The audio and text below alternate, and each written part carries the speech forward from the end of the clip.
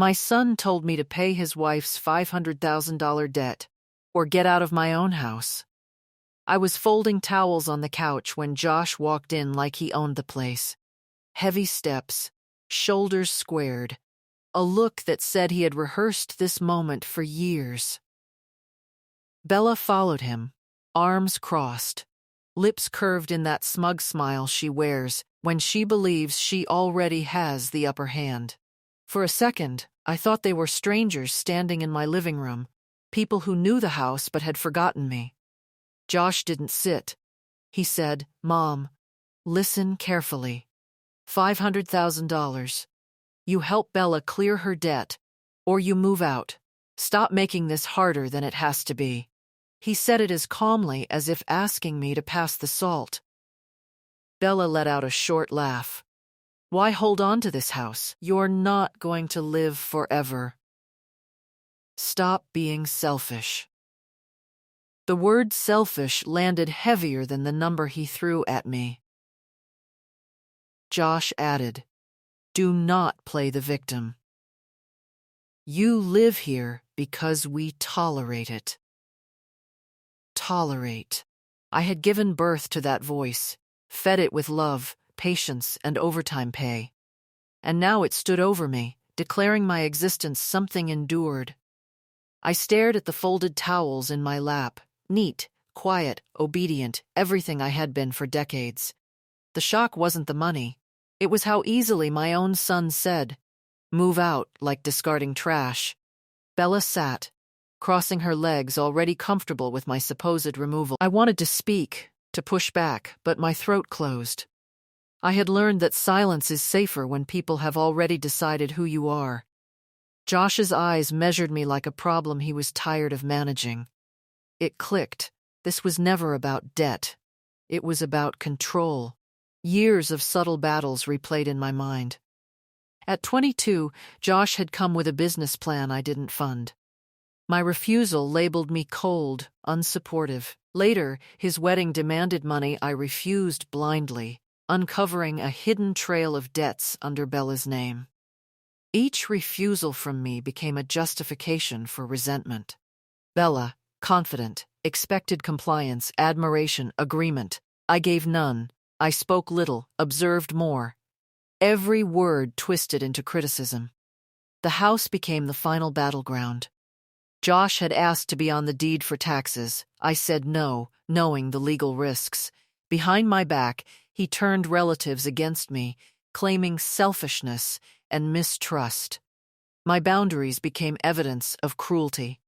The dinner was staged, almost ceremonial, with witnesses Bella had invited. They presented their case like a trial. Every comment, every accusation stripped me of identity. "You have responsibilities. You are old. You destroy happiness." Their words were deliberate weapons.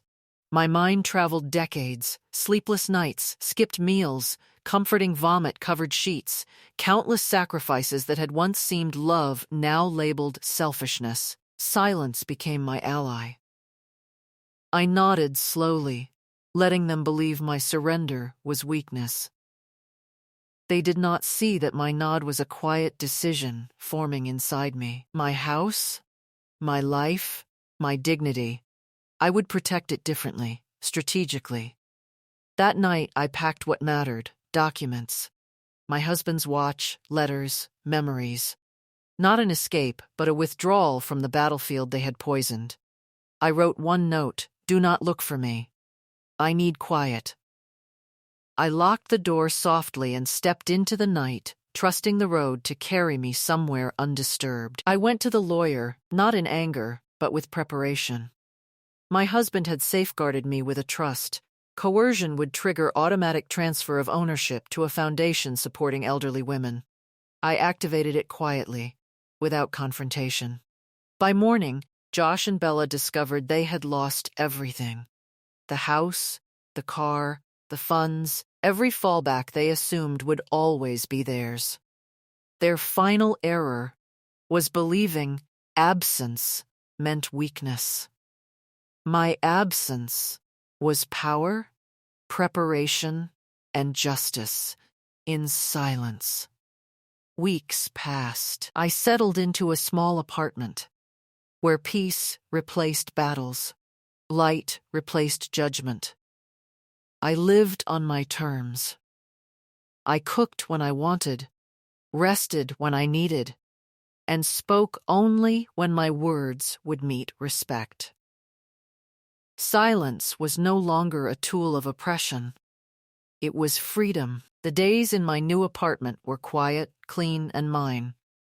Phone messages from Josh and Bella came in waves, frantic, incredulous, demanding explanations. I read them, let them settle, and responded only with silence. The only person I needed to answer to was myself. I unpacked the suitcase slowly, placing each item with intention. My husband's watch, documents, a few essentials. Each item symbolized the life I chose to carry forward, free from guilt, threats, and entitlement. I remembered decades of bending, sacrificing, and staying silent, not out of weakness, but love. And now, love for myself required boundaries, action, and courage. Matthew called once, voice trembling, "Mom, we can work something out." "Please," I replied evenly. "No, you had your chance to show respect and chose coercion instead. I will not participate in a system that measures love in debt and obedience."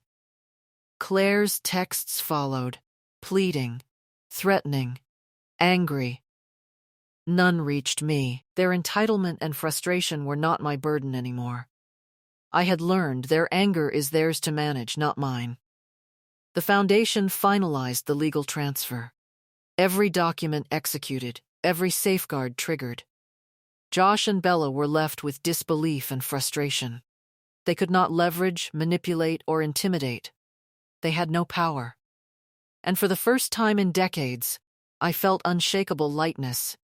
I could move freely, speak freely, exist freely. I had reclaimed dignity without confrontation, without spectacle, without revenge. Weeks passed. Life settled into a rhythm I had never known, cooking when I wanted, resting when needed, speaking when valued. The apartment became a sanctuary. I occasionally thought of Josh and Bella, not with anger, but soberly, knowing that consequences were lessons they might only understand too late. Their failures did not diminish the life I had reclaimed.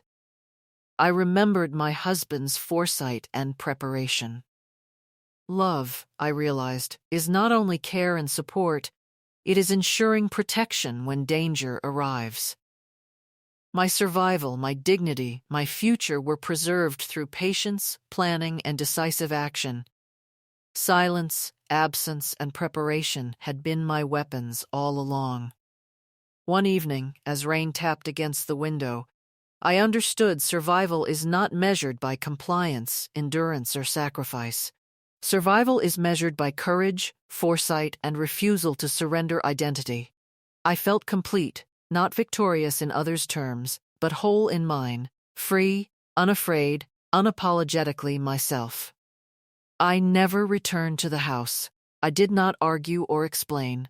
My actions, my preparation, my patience had spoken. 2 Foundation representatives delivered final instructions. Josh and Bella had no claim. They learned, too late, that absence, patience, and foresight could outweigh rage, manipulation, and entitlement. I had not been powerless. I had been prepared. I am Joanne.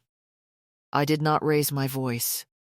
I did not seek revenge. I acted with foresight, patience, and courage. I remembered who I was before they demanded I be someone else. My life, my choices, my peace belonged to me alone. The rain faded. The city hummed below, indifferent to personal battles. And I, finally, was free.